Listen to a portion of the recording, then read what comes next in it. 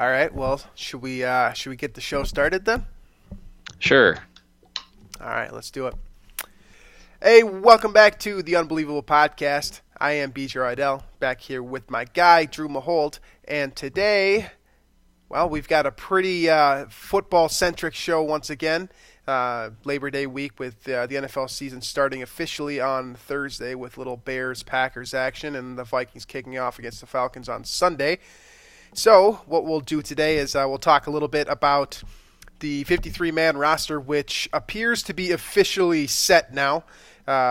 We are recording on Tuesday instead of Monday or Sunday, so we got an extra 24 hours in there to see what kind of weird stuff the Vikings would pull, and in my opinion, it has been a bit strange.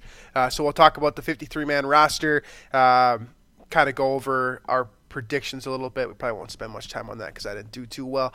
And then we'll talk a little bit about the Twins, who are playing some great baseball right now and starting a series against the Boston Red Sox in a couple hours here. And then we'll finish up with bold predictions. And so Drew and I, unfortunately, did a bit of a scheduling error with the bold predictions, so we will have 3 bold predictions today. So that will be an extended segment today. So yeah, that's the game plan. We'll see if anything else pops up, but that's the plan for today.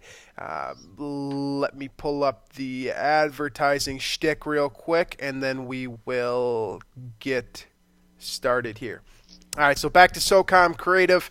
Are you ready to call an audible for your advertising? It's 2019. If you're not advertising your business on Facebook or Instagram, you are losing, period. End of story. Winning Facebook and Instagram campaign ads are well targeted. It's hard to sell lawn care to people who don't own lawns, like me. Scroll stopping, kind of like stopping the run early in the game. If you want to get your customers' attention on Facebook or Instagram, you got to find a way to stop the scroll. And lastly, they make money. Winning campaigns aren't about likes and shares. It's all about the dollars that you put in your pocket.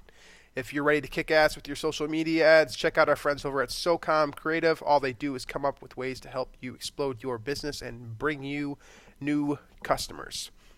All right, so let's talk some football. Let's start off with the 53-man roster. Your initial thoughts and reactions to what the Vikings came up with here.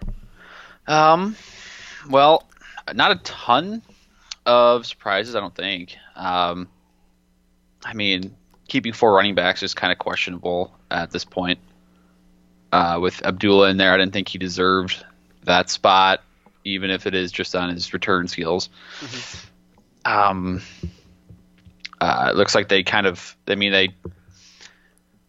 went elsewhere to grab a 5th cornerback instead of one of the guys in-house, Mark Fields, for the 5th corner, right? Instead of one of the guys at camp, which I think was probably something they needed to do. Right. And then they also did the same for receiver, which also probably was a good decision as well, right, based on the production that the Vikings were getting from those kind of third team guys. Wasn't very great at either position. So brought in Josh Doctson, former first-round pick, picked 1 spot ahead of Treadwell, who probably has been a bust, but not nearly as much of a bust as Treadwell. And then Mark Fields. So, I mean, I guess there's nothing. Again, a lot of this was pretty predictable as far as the main positions and the starting jobs are all kind of set in stone already. I will say that cutting Brett Jones as the corresponding move for Doctson seems like that's the one spot where you'd want to keep as much depth as you can on the interior offensive line, and maybe that would be the spot where you'd cut Abdullah or somebody like that. But that's the only kind of criticism I really have here. Yeah, I don't really have criticism for what the Vikings did with the 53. I'm more kind of interested in the composition here. So, like Drew said already, I don't think there was too many big surprises. I mean, we can harp on Kyle Sloter if you want, but I don't really consider that to be a surprise. I mean, we've been discussing it basically since it's something you disagree with, but you're not surprised by it happening. Exactly. Yeah. I mean, I personally would have kept Kyle Sloter. I'm also not an NFL coach or GM, so I'm not the authority in that situation.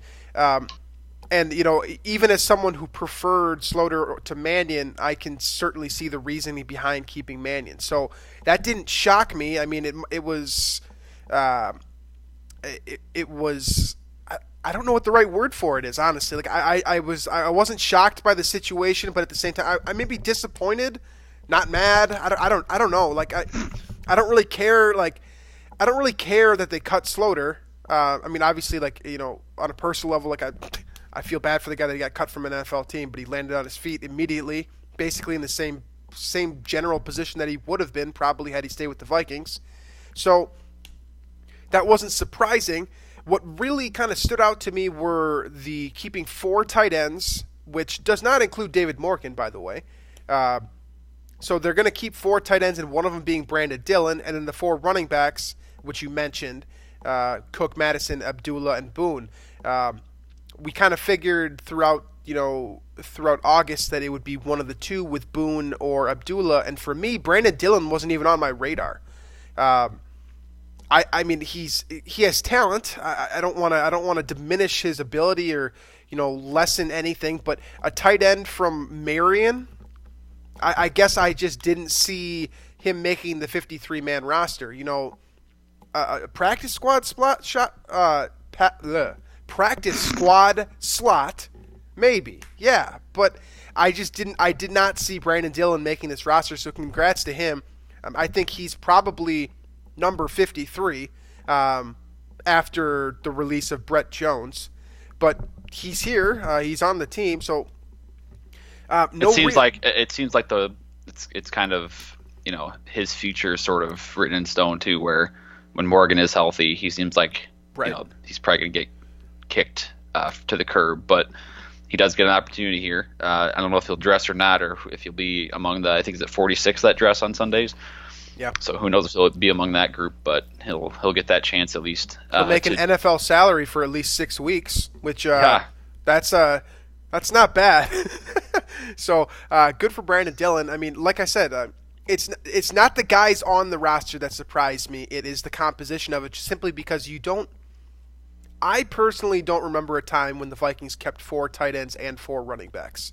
And then I feel like 6 defensive tackles is also kind of surprising. Yeah, and part of that is because I think they've had more depth at defensive tackle in the past. Also, Linval was a little bit younger and probably had more stamina, sure. Or at least more projected stamina. I don't want to say he can't play a full game right now, but I think at his age and stage in his career, it doesn't hurt to have an extra guy that can rotate into Linval's spot, and I think Armon Watts definitely fits that bill, at least on paper. And then you have the 2 guys that they bring in. I think both positions, like you said, not a shocker at all to bring in an extra cornerback, to bring in an extra wide receiver. I mean, they kept 4 wide receivers. I kind of felt like something was going to happen. 4 receivers right. is just right. It's unheard of in the NFL today. Especially, I mean, because you can run 4 or 5, like you could trot 4 guys out there. No, like that's normal. Like 4 verts, that's just a normal. Yeah. That's all your guys. I mean, I guess you do have Irv Smith who could, theoretically play wide receiver, I guess, but and you could count him as your number 5 guy if you really want to go deep on that one. But yeah, so really no shock. I mean, I think the picks, the 2 guys that they picked on the open market was a little bit interesting. I mean, making a trade to get Mark Fields, who, for what it's worth, is a guy that I know very, very little about. I know that he played at Clemson. I know that he's a nickel type and he's, quote, undersized. So once again, Mike Zimmer is bringing in a cornerback, which I believe it was his 2nd year with the Vikings, said that he wouldn't bring in a guy that was under 6 feet. And it seems like he loves him ever since Captain Munnerlyn. So yeah. Mark Fields, for what it's worth, I have the mock draftable numbers. It's my favorite. It's my personal favorite resource when looking up a guy that I'm not too familiar with. He is a guy who is in the 89th percentile in 40-yard dash at his position. It runs a 4.37 coming out of Clemson.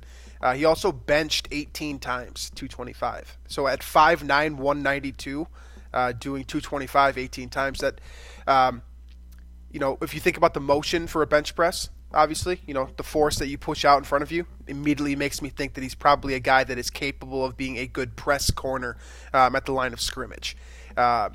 Powerful, small, but apparently has some real upside here.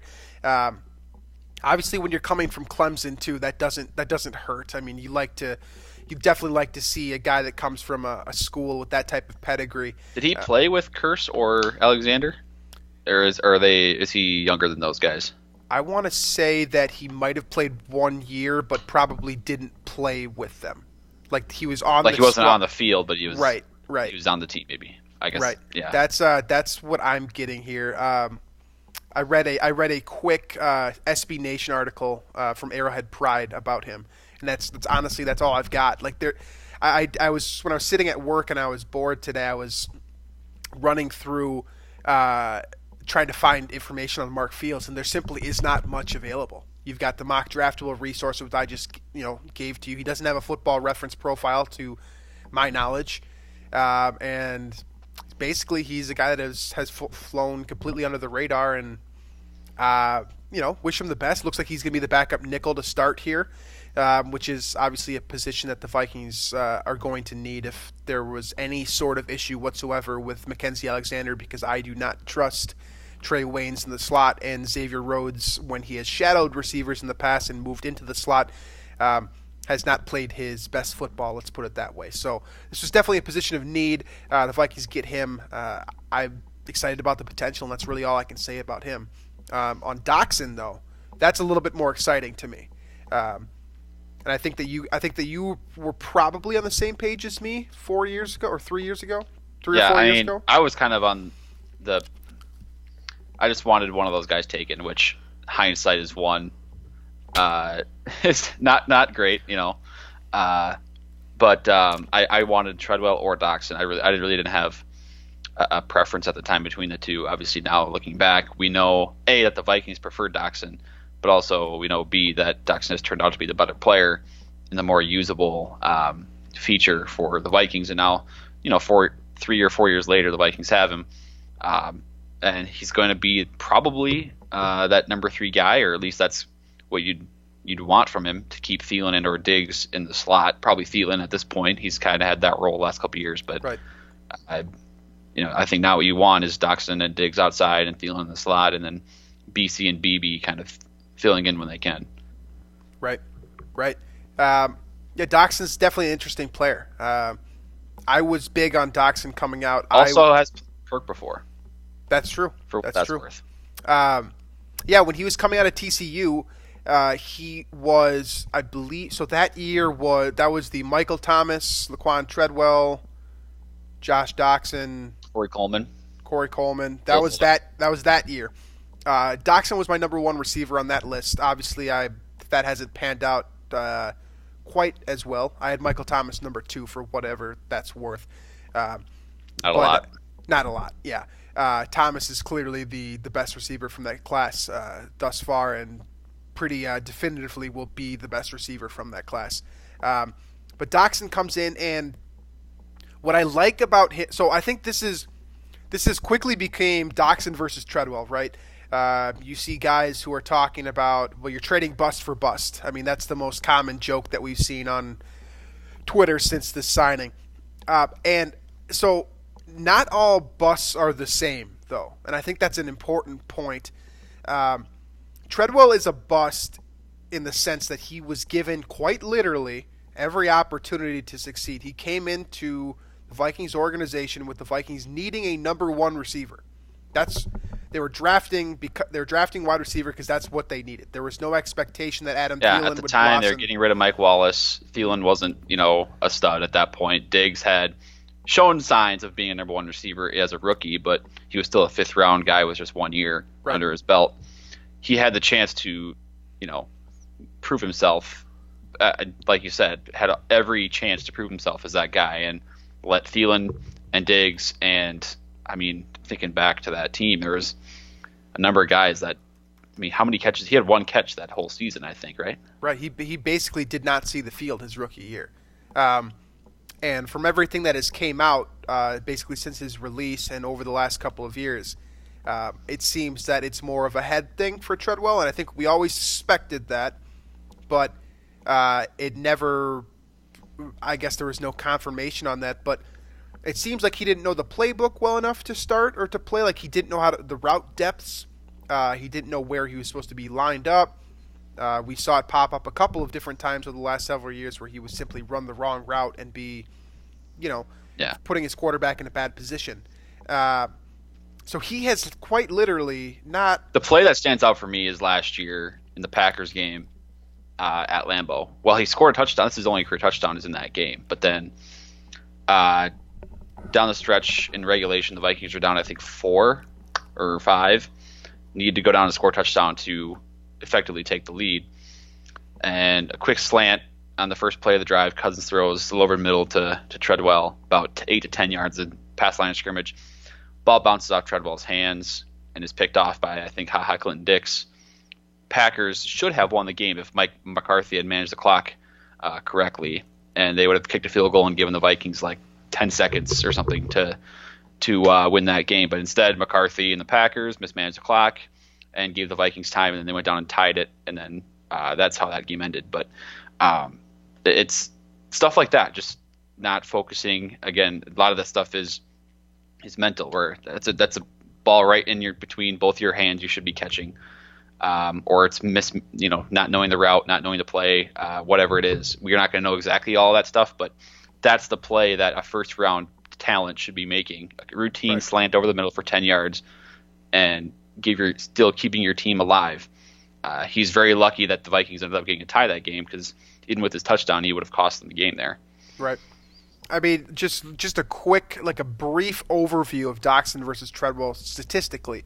As a guy who's not really a numbers guy, I mean, you could still just look at the bottom line here. I mean, Treadwell had 517 receiving yards for the Vikings.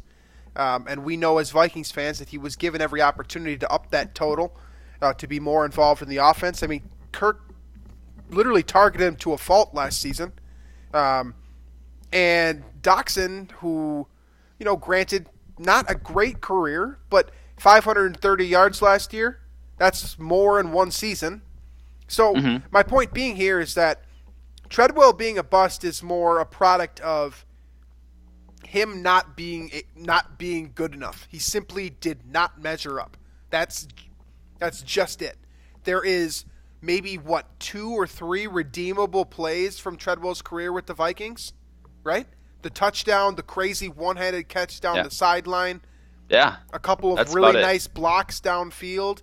I mean, there really is not much to like when Treadwell gets old and he looks back at his Vikings career, there's not much for him to remember about it. I mean, his catch percentage on 53 targets was 66%, which isn't awful, but like you look at the other guys on the team, like Rudolph's at 78, Thielen's at 74, Diggs at 69. All these guys are clearly higher than him. And Cousins completed 70% of his passes too last season. Right. So clearly, something's not working there. He's not getting the separation and not giving his quarterback an ample, a target. Right. Like these other guys are. And then you look at Doctson, and you look at the flaws that he has had. His biggest flaw to date, I think, is missing most of his rookie season due to injury, not being on the field. He's also been on the Redskins. Like at least last year. Let's keep that in mind. Like being in Washington isn't exactly great for your career. Right. Whether it's playing on that awful field or playing with that carousel of quarterbacks that they've had out there, I personally don't think that they have given. Like Doctson is a guy where it's like his numbers aren't great. I'm with everyone that says that he is a bust in his career to date. But he's also a guy that didn't land in a great spot. He's had adversity hit him in terms of the injuries. I don't like Jay Gruden as an offensive guy. And I don't love the position that he was in as a whole. I think that he comes to Minnesota with hitting what most people would consider to be the prime of your career, between 26 and 29, right in that area there. And still has a 41-inch vertical. I mean, that was on display every season with regularity for him, even if he wasn't having a huge impact. And the number one thing that I look at with him is he's a red zone threat. You've got Diggs, who is 6 feet in cleats. I mean, let's just be honest here. He's a smaller guy. You've got Adam Thielen, who, for what it's worth, does an excellent job boxing out and going up and getting the one-on-one ball. But who would you really rather have? The guy that jumps out of the gym, catching a fade route in one-on-one coverage, or Adam Thielen? I mean, I as Vikings fans, you trust Adam Thielen on paper, but Doctson sounds really, really nice when you put that frame out there on a fade in the end zone. It sounds nice to have because most of the time, or he should be single covered, whereas Thielen and Diggs are going to warrant more attention. And granted, both of them have been phenomenal in their careers in contested catches, but at some point, defenses like we've talked about in the past, like the Vikings, if they see one-on-one with either of those two guys, they should just throw it there, right? Straight up, like every single opportunity there is. But in those events where there's either like shaded coverage on one guy and straight up double on the other, or whatever it is, Dockson's a guy that he should have the talent, the athleticism, ability, and he showed it in college, showed it a few times with the Redskins to go up and get those balls. Absolutely. And you look at the other wide receivers who are out there, right? I've seen Torrey Smith's name mentioned a couple times. I kept saying Pierre Garçon. I think that you look at I think that you look at this Doctson deal, seeing that he signs for the veteran minimum at $1.8 million, and I think that you take this as a win. Jordan Matthews was really for me personally, Jordan Matthews and Torrey Smith were the only other two guys on my radar after seeing the release list, who I thought would make good briefly sense for the Marius Vikings. Thomas too, right? But he went back to New England, right? So I think this is I'm very satisfied with this signing. That's like I'm not over the moon. It's still I just don't like that they cut Jones for it. I don't like that. Why don't you like that? Like, I mean, interior offensive line is, I would say, the weakness of this offense. And I guess looking at their depth chart now, you got, as far as the interior, I mean, let's say Bradbury goes down. Jones can play center, but now you're moving Elflein to center. Yep. And then probably Dozier goes in at left guard. Or Drew Samia, but either way, you're playing Jones is a guy who has experience, has played in games before, and I feel like, and again, I wasn't watching the offensive line nearly as closely as these coaches and personnel executives and whatnot, but I just trusted Jones a lot more. Plus, you don't need 4 running backs in your team. I would agree. So I would have cut Abdullah, and I would have been more satisfied cutting Boone for this over Jones. But either way, you don't need 4 running backs and a fullback. And that's kind of what I thought was going to happen with this wide receiver move. One of those running backs was going to get the axe. I did not anticipate an offensive lineman getting moved for that. Yeah, it's definitely interesting. Like you said, Elflein obviously has the potential to move back over to center if Bradbury were, knock on wood, to go down. But it's hard to... if you don't like the starting interior offensive line for the Vikings, you're definitely not going to like the backup situation. You got a middle round rookie in Samia. You've got Dozier, who can play both tackle and guard, and that's basically what you get backing up the interior. It's not a great situation.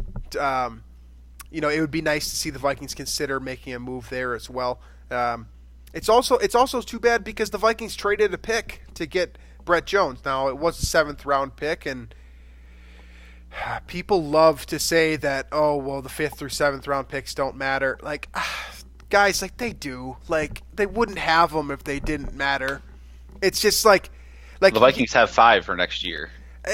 And there's a reason for that. It's because even if they only hit at an 8% rate, 5 of them is going to give you a pretty nice shot. I just don't like the idea of handing out draft picks like candy just to fill a spot, like when you could fill it with did Brett Jones play a snap? I think he played a couple of games like in relief. He was never given a real opportunity here. You traded a pick to bring him here, so like you traded assets to bring him in. Like, well, we could have the same discussion with Vedvik about Vedvik as well. And I'm open to that because I'm just as pissed off about that trade as well. Because that's ridiculous. Like, there was one dude on my Twitter feed who I said something along the lines of Vedvik is the next guy in a long line of Vikings, specialists using picks to get specialists to Minnesota, and I called him a kicker. And some dude said, "Oh, well, he's a punter." Does that make it better? That makes it worse. Probably worse because definitely they drafted worse. Jeff Locke, right? Which that worked out. Yeah, really that was well. a 5th round pick too. Did they? I don't think they drafted Weil, but you they got Daniel Carlson in the 5th as well, who got cut after 2 weeks, and Mike Blair Zimmer Walsh was also a draft pick. Yeah, who's a 6th round pick, and that's all the way back in 2012, though. I mean, basically in the last decade, the Vikings have spent. Well, you spent You spent a pick on Austin Cutting. Who was going to draft him? He barely even got to the NFL. Like, he barely even gets to play in the NFL. He's serving active duty while playing for the Vikings. Like, I personally do not agree with the idea of using draft picks on specialists ever. Like, there is no circumstance. Like, I saw like I've seen it popularized too that people say like something along the lines of if I knew that this kicker was going to come out and he was going to go 30 for 33 with no ridiculous blown kicks for the next 10 years, I'd spend a 1st round pick. Now, first of all, can't foresee that at all. So really a ridiculous hypothetical. But second of all, still probably not worth a 1st round pick for field goals. I mean, if I told you right now that Dan Bailey is going to give you 88% and he's not going to miss a chip shot field goal in the playoffs, and you could pull him from the Cowboys for nothing, or next year you could spend the Vikings 1st round pick. We'll say it's pick number 26. Say it's nice, 26 overall, and you can get the best kicker to ever play in the NFL. Would you take Dan Bailey at 88% with no shanks, or spend a 1st round pick? It's basically that your comparison here is either Dan Bailey at his like career numbers, like right. from His 2017, best. 2016, right, or Justin Tucker, right. And it's like, but you have to use a 1st round pick to get Tucker. Correct.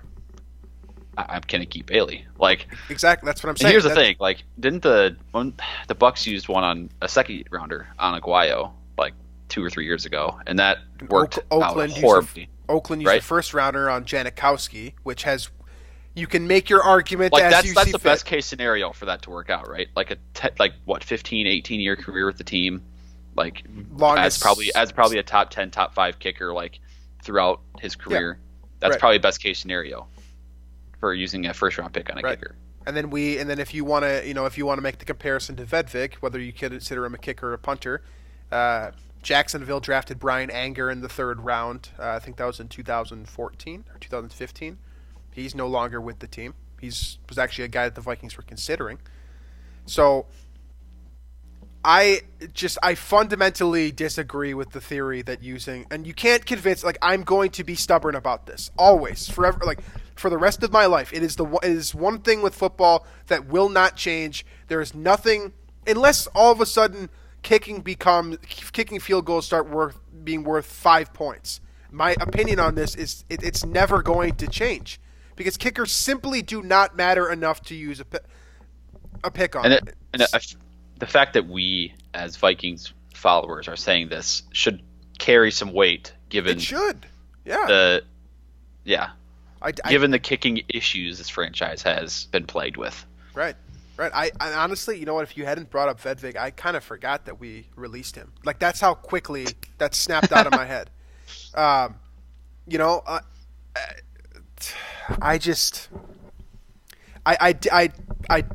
do not see a good. If you can come up with the reason where we're drafting a kicker in the, we'll say, 5th round or later, has truly worked out for a team, let me know, because there really aren't that many great, like there are very, very few examples of this.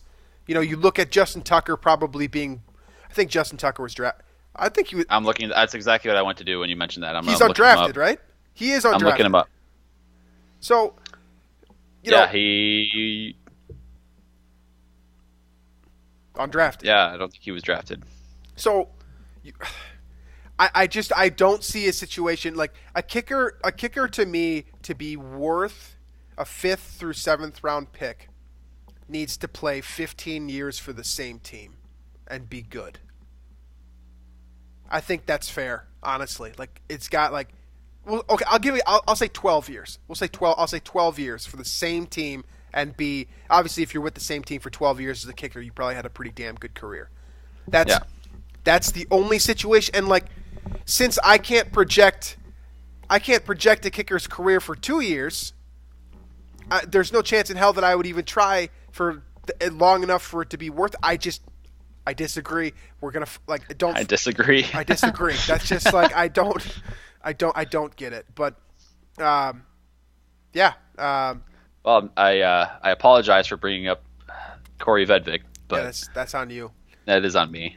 We didn't mention, by the way. But they did bring in Britton Colquitt, who I really like. See, that's a hell of a move. That's a hell of a move right there. You bring in Colquitt for absolutely nothing, and he's got a historically excellent career punting the football. Now, and he has a great attitude, too. Keep in mind, this is exactly the same thing that the Vikings did last year with Dan Bailey. I get it. After the Carlson thing, right? Now, of course, Carlson's like lighting it up with Oakland, right. And Zimmer same just thing. recently You can get these guys for nothing. Shouldn't have cut him, but whatever. You can get these guys with exceptional, career success at kicker and punter for nothing. Yeah, just the point. You don't need to spend draft capital on these guys. You don't ever, never. Like, there's never like.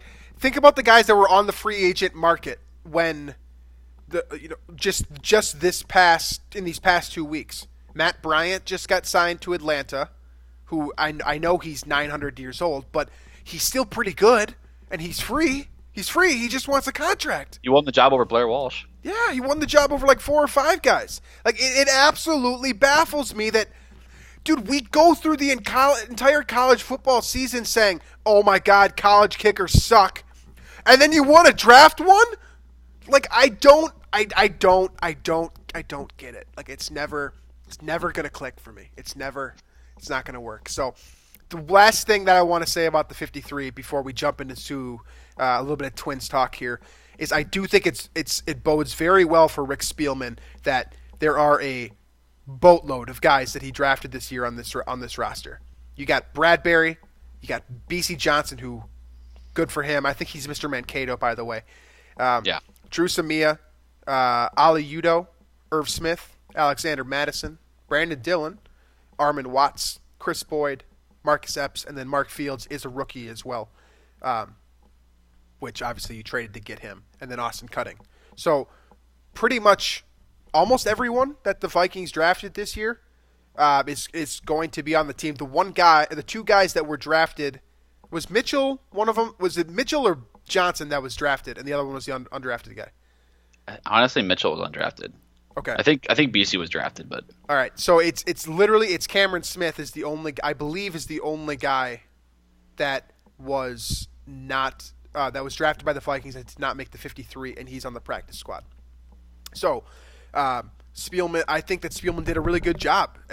What this says to me for him is that he drafted guys that Mike Zimmer can work with. And that is all a GM can really do. That's his job, is to compose a roster, to hand over to a head coach, assuming that you have, kind of the authority, the ladder of authority that the Vikings have. GM drafts all the players, hands them to the head coach. The coach says, okay, these guys are going to work, these guys aren't. This is what the roster is going to look like. I think Spielman did a hell of a job putting guys on the Vikings team that Mike Zimmer can work with, and then in my mind, I don't see any of these guys, all the guys that, all these rookies, they're all worthy of being on this team. in my opinion. Every single one of them. Brandon Dillon being the one kind of questionable one. Marcus Epps over Darren Smith. I would have probably taken Smith, to be honest with you, but I understand why you take Epps there. And then Chris Boyd, who was undrafted as well. So that, I guess he doesn't even fit this sample. But my point being here is that you got a GM that put the right players on the roster, and you spent the lottery tickets well. That's why the 5th through 7th round picks matter, is because there's at least 3 of them right now. This is almost best, not shit, but it's best case scenario. But this is about what you hope for when you take guys in those rounds. Absolutely, they make the roster and they show that they can be an NFL player. Absolutely, it's great, and I'm excited. I'm excited to see a lot. I mean, a lot of these guys are going to field snaps too. I mean, Watts is going to play this year. Chris Boyd is going to play this year. Marcus Epps will probably see snaps in relief. Drew Samia, I mean, at some point we might see him over Josh Klein. BC Johnson is going to get targets this year. Madison is going to play football this year. Irv Smith is probably going to score a couple times this year. I mean, you look at this draft class and you look at where they are as of the first cut, and you have to be very satisfied with it, I think. So that's the last thing that I kind of have for the 53. Do you have any final thoughts before we move into talking some Twins baseball here? No, I do not. But I'll probably have another Vikings thought in the bold prediction segment, though. So good tease. All right, so let's talk some Twins baseball here. It will be a shorter Twins segment today because we do have that extra bold predictions coming up here. Twins looking really nice right now. They're doing everything that I complained about last week. They have gone ahead and set me straight. So they went into Chicago earlier last week, swept the White Sox, take 3 out of 4 from the Tigers over the weekend, and now they're going into Boston with what is it? Is it a 5.5 or? I didn't see if Cleveland lost last night. The lead is 5.5 as of me looking at Baseball Reference right now. Excellent. Okay, so Twinkies are heading into Boston. They got a tough stretch ahead of them. 3 games against Boston at Fenway. We're talking about a team that is probably trying to play their best baseball of the year right now. They are as close to a fringe postseason team as you're going to see across the MLB field right now. Then you go to Cleveland after that 3-game set. And then you've got Washington, who is probably the rough equivalent of Boston right now in the National League. Mm-hmm. So you've got a tough 9-game slate starting here. I guess you can effectively win the division. Well, over the next 2 series, really. Yeah, I mean, if Cleveland gets swept again, I believe they have I'll double check this quick, but I believe they have a similar. But I'm saying, if you can maintain a 5.5 game lead, let's say, through the Boston series, right? Right. Something like that, and then you go sweep Cleveland. Yeah, that's 8.5 with what, 3 weeks left of the season. Right. So, right there, you're looking in prime for, to wrap up that division, and it would take an extreme collapse for that to fall by the wayside. So, this is kind of your chance to put the wraps on it, and then kind of cruise, so to speak, to the end and kind of get prepared for the playoffs. Yeah. Oh, yeah. Well, no pun intended, actually. So Cleveland starts a 3-game slate with the White Sox, who, as we've seen, are not as much of a pushover as Detroit or Kansas City. I'm not saying that this is definitely a series that Cleveland should get at least 2 out of 3 from, especially because they're playing at home as well. So the Twins need to get at least 1 from Boston here. Obviously, it would be nice to see 2 out of 3, but the position that they're sitting in right now, if they take 1 out of 3 from Boston and then head to Cleveland for that 3-game slate, I think they're in pretty good position. So you look at what the Twins like. This first matchup, let's say I'm not too optimistic that the Twins will win this first game. We've got Randy Dobnak on the mound tonight against Rick Porcello, which I'm not very confident in. I believe I'm not going to double check this, so I believe this is Dobnak's first career MLB start as well. He's pitched 8 innings so far this year. He's been good. He hasn't allowed a run yet. He wears the rec specs, which I think is hilarious. So I do. Oh yes, electric. I know. I do root for him. But you look at this lineup for Boston, my God.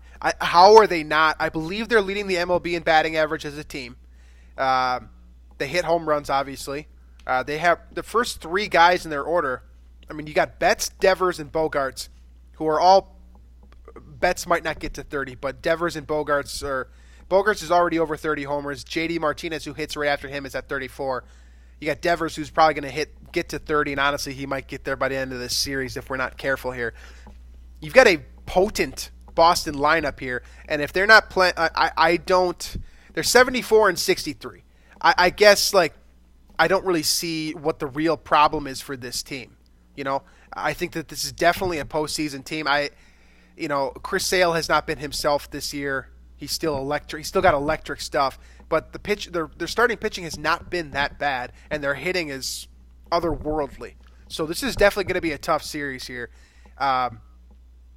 I guess I think the Vikings. I keep saying the Vikings. The Twins are only going to win. I think the Twins will only win one game this series. That's my prediction here, and I'm okay with that too. Wow. I mean that's okay. That's the difference of playing a playoff contending recent World Series champion Red Sox team versus the 39 and 97 Detroit Tigers. Exactly. Whatever they are. Exactly, especially because this is a make or break series for the Red Sox. Yep. I believe they're falling out of the Rays are playing great baseball right now, so they're 6.5 games behind the Rays right now. Yeah, they have to win. They need at least 2 out of 3 against the Twins here, especially because they're playing at home. Now, the one stipulation here is the Twins are the best road team in the MLB right now, which that makes the home run record that much more impressive to me. Yep. Because they have more road wins than the Tigers do, all wins. It's crazy. Yeah, the Twins are, as it stands today, 46-23 on the road, and the Detroit Tigers are 40-95 on the season. Just let that settle in for a second here. It's ridiculous. Repeat that again. You got the Twins sitting at 46-23 on the road. It's the best away record in baseball. That is impressive. Winning Absolutely. 2 out of 3 games on the road the entire season. Right. And then you've got Detroit sitting at 40-95 on the entire season. So, by the way, Detroit is 44 games out of first place right now, which is pretty hilarious if you think about it. That's a lot of baseball left. Never know. Yeah, they've been mathematically eliminated for a month. So, that's what we're staring into here. I'm not super confident in this Boston series, but my soul doesn't need the Twins to sweep this series like it did last week against the White Sox and the Tigers. With Cleveland coming up here, if you drop one game in the standings overall to Cleveland and then you take 2 out of 3 on the road against Cleveland, you're positioned to, if you don't win the division at that point, it would be kind of a shocker, even for a Minnesota sports team. So yes, yeah. All right. Like that. So that is Minnesota's Twins talk here on the Unbelievable Podcast. Let's transition over back to the NFL. Finish up with bold predictions. Like I said at the top, Drew and I had a small mathematical error, and we'll be doing 3 bold predictions to get to 10 overall apiece. And we will talk about those at the end of this season, see how many of those we get right. I believe I'm about if Ezekiel Elliott signs his contract as he apparently is reportedly supposed to, I'm already going to miss 1, it sounds like. But let's hear. A lot of mine are, these aren't supposed to be, we're not supposed to go 10 for 10 on these. We're supposed to hit 1 or 2 of these. Right. And that would be impressive, in my opinion. I agree. All right, give me your first one. First one, I have either the Washington Redskins or the Miami Dolphins going 0-16 because they're both absolute trash, and their rosters have. Go look at their depth charts and see for yourself. Especially the Dolphins, because they're actively tanking, trading away 2 of their top assets, Tunsil and Kenny Stills, to Houston. Right.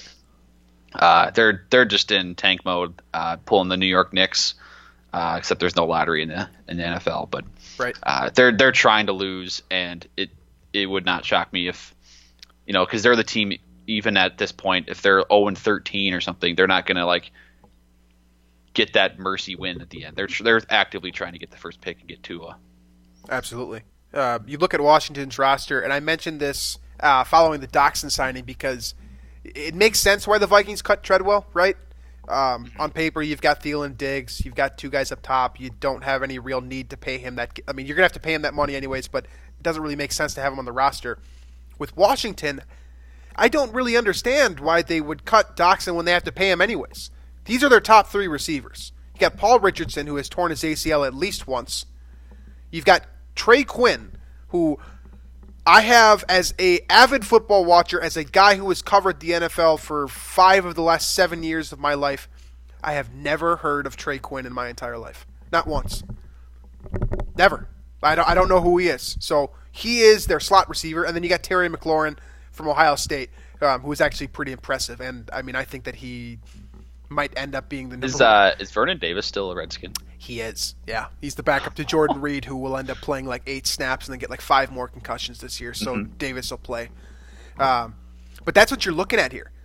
You know, I mean, 0-16, I said this, Drew and I talked about this briefly earlier today. I said that the Redskins are unlikely to go 0-16 because I think Keenum will pull one out of his ass. That's kind of... As long as he's still starting. Like, right. They should be starting Haskins at this point just because exactly. They're not going to win a playoff game this year. So you just get the young guy. They do have 2 games against the Giants, which is... True. That'll probably put a wrench in my theory here. But then that also works as a reason why Miami is probably going to struggle. You got 2 games against New England. You got 2 games against Buffalo, who is, in my opinion, very underrated. They're certainly considerably better than Miami. And then 2 games against the Jets, who are going to be a lot better this year as well. So, certainly not a bad bold prediction. I mean, if someone's going to go 0-16, I mean, my money would be on Miami, but those are definitely the 2 teams. Like, heading into the year, those are the 2 worst teams in football. And, you know, you can't tell me that either of these rosters are much worse than the 0-16 Lions or 0-16 Browns were. So for me, this one's probably less of a discussion and more of just kind of like there is no real reasoning to this other than the fact that he's old. I've got Drew Brees retiring at the end of this year. My theory behind it, he's old. I think the Saints are going to be really good. I think there's a chance that they could win the Super Bowl and he walks off. He's broken basically all the records that he's going to break. I think there's one more passing record that he has to break yet. But my point being here is I see him retiring at the end of this year. And I think there are people that believe that he's got a couple more years left in the tank. I think he does. So this would then create the opportunity for Teddy Bridgewater to take over in which would explain why Bridgewater chose to stay in New Orleans over Miami. Well, that in Miami is just a dumpster fire. So absolutely, yeah. But yeah, that is my first bold prediction here. Brees is done after this NFL season. Okay. Now here's my Vikings centric prediction here. I thought about going and picking a sack number for all of the defensive ends on the roster, but I'm instead going to go with. So the Vikings in 2017 set, I think it was, they either set the all-time record or were very close to the all-time record for third down defense. I think it was 25% So I'm going to predict that they go sub 26% on third down defense this year. So 25.9 or less percent they're going to allow on third down conversions this year. Gotcha. Yeah, I mean, did you say what their number was last year? 30.5 last year, which was number 1 in the league. So you see them as improving this year? Yes, I do. Any particular reason for that? Well, I think last year, a lot of it was the Buffalo game, the Rams game kind of inflated things quite a bit. Like the defense just didn't show up in either one of those games. I think if you take those 2 games out, you're going to see a lot lower number. And I think the Vikings still did stay relatively healthy last year, but I think 2017 is where how they got that number at 25. I think what is it? I'm trying to find it. What their actual number was, 25.2%. Is just that they were stupid healthy the whole year, right. And I guess I'm sort of banking on them with this prediction, the Vikings staying healthy on that. So knock on wood. Fair enough. Kind of goes in. My prediction kind of works somewhat in unison with your pick here. I've got Danielle Hunter leading the NFC in sacks. Okay, so the reason why I think this is, I went around. I mean, I don't hate that at all because I'm trying to think of like. Think about it. Think about it in your head. Go ahead. Yeah. So what makes this bold is Aaron Donald's existence. Yeah. Okay. Donald had 20.5 sacks last year. The next two guys, Hunter, by the way, if you didn't know this, he actually finished tied for 4th last year in the NFL in sacks. But the next two guys after Aaron Donald are J.J. Watt and Chris Jones, who both play in the AFC. So in the NFC last year, Danielle Hunter was actually 2nd. Frank Clark was 3rd and he's now in Kansas City as well. So really, the only guy in the NFC that Hunter has to beat out is Aaron Donald. Now that's a big person to beat out. Now Donald got 20.5 last year from playing 3 tech. That was the type of year that we're going to look back on in like 15 or 20 years and just be like, how the hell did that even happen? Because that is to get to 20s, every single year or every single game, that's all the offensive line coach, offensive line personnel are working on is stopping Aaron Donald. Right. And they still couldn't do it. Right. Last year at all. Like he was a force every single snap. So most seasons, guys don't even get to 20 sacks. Like more often than not, the NFL leader in sacks does not have above 20, and you've got a guy playing defensive tackle that hit that number. Now, Hunter is obviously at an advantage over Donald simply from playing the position that he does. Obviously, rushing off the edge is just naturally that one-on-one rush is easier to get to the quarterback than it is to get double teamed by a center and a guard on every single play. And sometimes, a fullback or a tight end or whatever the hell else they throw in there as well. I mean, there was definitely times last year where Donald got 3 guys on him. What makes this bold to me is that Hunter hasn't eclipsed 15 sacks yet in his career. And generally speaking, when you're looking at the sack leader in the NFL, you're talking about a guy that at least gets to 16. If he's going to take that next step, this is definitely the year to do it. Playing opposite Everson Griffin, still, he is a household name in Minnesota, but probably isn't the number one guy that offenses game plan against for the Vikings. I mean, you got to think Harrison Smith and Anthony Barr, the way he's used, are probably more the focal points for offensive coordinators playing the Vikings. So I could definitely see Hunter going off this year, and I've got him leading the NFC specifically. I don't think he'll lead the NFL in sacks, but I completely I don't know how I forgot this, by the way, but there's also this guy named Khalil Mack, too, who plays in the NFC now as well. So that's definitely plausible that he leads the NFC in sacks as well. So just kind of adds to it. But yeah, that is my second bold prediction here. Okay. All right. Now this one's going to coincide with my prediction of Baker Mayfield throwing for 5,000. But I'm kind of going all in here on Cleveland. Odell Beckham gets to 2,000 receiving yards. Okay, so he breaks the NFL record for receiving. Yes. Yeah, we'll go with that. Breaks the NFL record for receiving yards in a season. Because I think Calvin's got it at 1964 or something like that. Yep. Yeah, so he's going to break the record. And again, this is just me going all in on Baker, on Freddie Kitchens, on all the playmakers in that offense. I think it's going to light the world on fire. Baker's going to essentially be Patrick Mahomes from last year. That's kind of my prediction, based on the 5,000 yards and now Odell breaking the record. If there is a guy in the NFL today that could hit 2,000 yards, it's probably Beckham. Because he gets the targets and he's also got the run after catch ability. Like he's the type of guy that takes a 5-yard slant and takes it 80 yards. I would say Michael Thomas, but the Saints don't they run the ball a lot.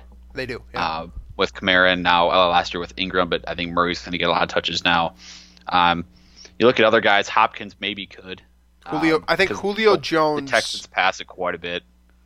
Julio Jones, but now he's got Calvin Ridley and Sanu there as well. So I think that honestly the biggest deterrent of Beckham getting to 2,000 or just even coming within earshot of that record that Calvin Johnson set is the guys on his own team.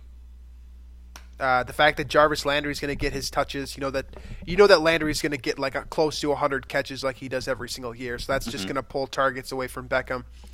When Kareem Hunt comes back, he'll be catching the ball out of the backfield as well. Nick Chubb is certainly no slouch in that regard either. Njoku, athletic receiving tight end. Absolutely. But I'm going pretty bold with this one, obviously. Yeah. But that's fine. That's the game here. My final one is also about receiving yards. I've got George Kittle, the tight end from San Francisco, finishing top 3 in the NFL in receiving yards. So for some perspective on this, I was going to say that he would lead the NFL in receiving yards. The reason why I dropped it to top 3, and I still consider that to be bold, is first of all the fact that he had nearly 1,400 receiving yards last year. Is ridiculous from the tight end position. It just simply doesn't happen. Like I don't believe that even like Rob Gronkowski ever eclipsed 1,300 yards receiving. You look at Travis Kelce, he's never done that. Zach Ertz Gronkowski in his second year had over 1,300 yards, but still Kittle had more receiving yards last year than pick your favorite tight end. Honestly, just pick who your favorite tight end is. Kittle had more receiving yards than him last year. He ended up finishing 8th overall in the NFL last year in receiving yards. So to give you perspective as well, he led all tight ends, obviously. The guys in front of him are the names that you would expect, everyone from Julio Jones. And this is this is kind of a two-sided coin here because his quarterback for majority of the year was like C.J. Beathard and like Nick Mullins. Right. But on the flip side, at least from what I remember watching last year, is that Beathard specifically would just force feed the guy, give him like 10 to 15 targets a game. So from that perspective, you're gonna, who knows exactly because Garoppolo and Kittle haven't played a ton together. Right. You don't know how much targets he'll get from that share, but clearly he's got. He's a top 2, if not the best receiving tight end of the NFL. It's probably either he or Kelce at this point. So it's he definitely has the potential to do that. It's all about getting the targets, I think. Absolutely. Part of the reason why, too, is because I just paid $48 for him in one of my auction leagues, like an absolute moron. So I need that. I need him to play well. But yeah, I mean, he's also, by the way, he's the only person that I know for a fact has me blocked on Twitter. I know, right? You know who has me blocked? You might love this. Let's hear it. Adrian Peterson. Why? Has blocked me on Twitter. What did you say? Let's see. This is when he was a free agent, had not been signed by the Saints, and he was posting like workout videos of himself, like in a facility, like just like running around, and like sharing it and saying like, "Oh, I'm ready to get to work" or something. But he wasn't signed yet. So I quoted the tweet and said something like, I called it desperate, basically, like the guy's in desperation mode or something. Yeah. And he didn't like that, so bang, block. Kittle blocked me. He must have searched his name, which, by the way, I have a quick take on searching your name on Twitter. Kittle. You have thin skin if you do it. I disagree, but here's my thought.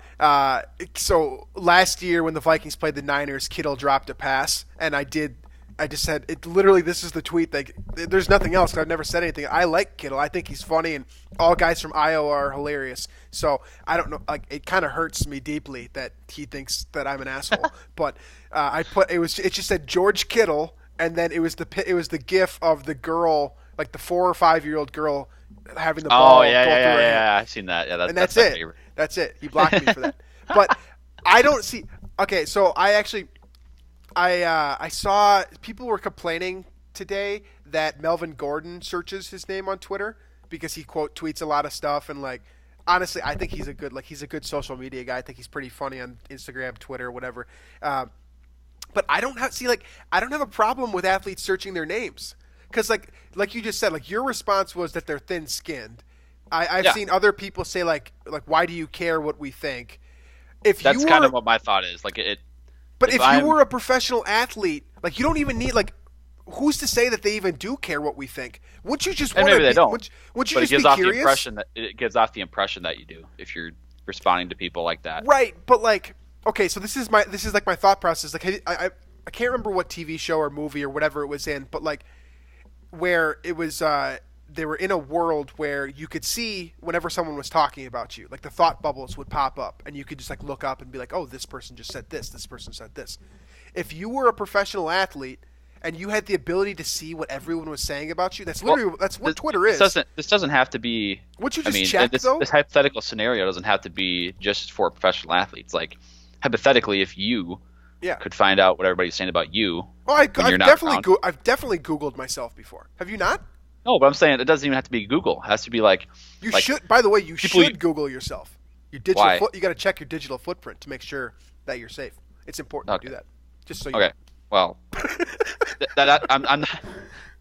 If you knew what your friends or people, your acquaintances, coworkers, whatever, were saying about you when you're not around, like to each other, like in conversation, it's the same thing. Like, would you care or not? Like, I wouldn't, except for people that like a boss or like people like that, where like your livelihood might matter depending on how they look at you. But like, I don't, other than that. But wouldn't you be interested in what they had to say? Like, okay, let's say we'll create a scenario just for you. Okay, so let's say you and I do a podcast, and we take a clip of you talking, and let's say it's I'll take one of your favorite ones, your Cordarrelle Patterson take about how he doesn't need to post workout videos to be.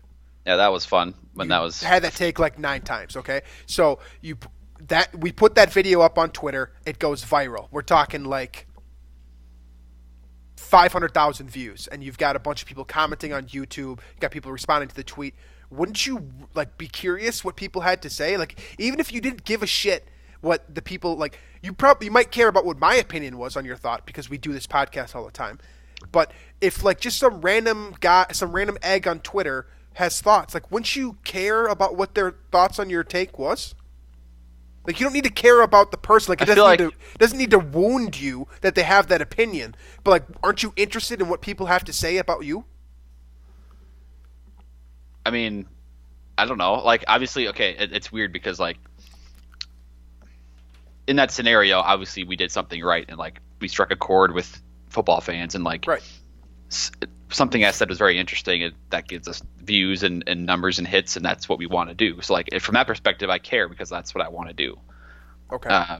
But like, and so for the sake of the show or like our brand, whatever, I would go on and interact with the comments or see what people had to say. But like, I'm not gonna like, I'm not gonna lay in bed at night thinking about what all the comments say and like, what Joe Egg on Twitter, that what he's thinking about of my ramble on Cordarrelle Patterson.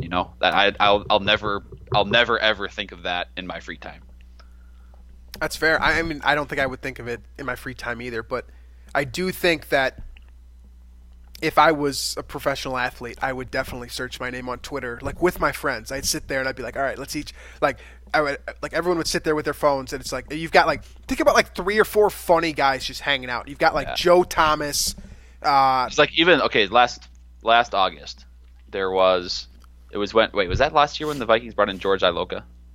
Yes.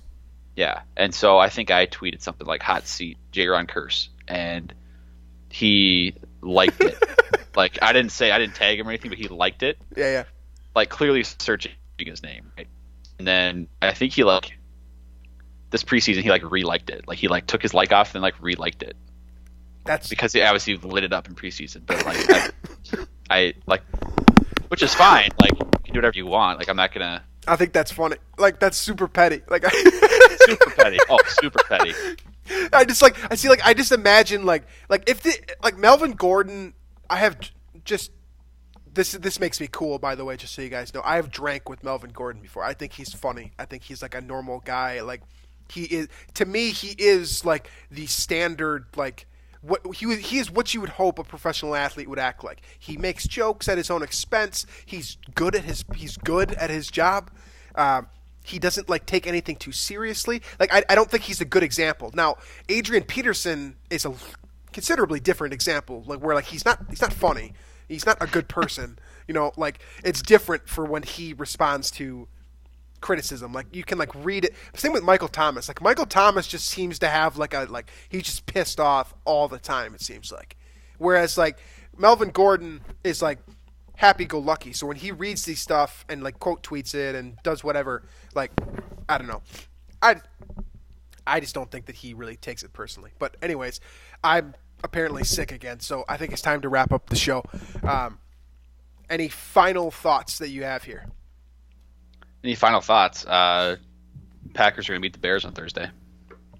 Okay, I'm going to take the Bears, so can have that little. That would be our first. Oh, we have to do. Oh yeah. Tomorrow. Well, I guess so. Thursday's show will be up on Thursday morning. It'll actually be up on the morning too. We have the. What's the name of it? The preseason predictions or season preview or yeah, the preseason season prediction preview special. So that's what's coming out Thursday.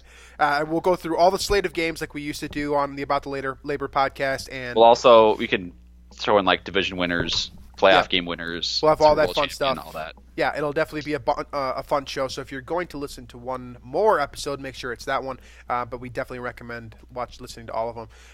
As always, you can watch all these podcasts on YouTube as well if you prefer it that way. Find us on Twitter, unbelievable_MN. Send us your thoughts, jokes, whatever, comments. We will respond and potentially use them on the show as fodder for us to talk about. Make sure that you subscribe on iTunes. Tell your dad to do the same thing. And yeah, I think that's about all I got. So as always, guys, appreciate you guys listening to the show, and we will catch you guys later on this week.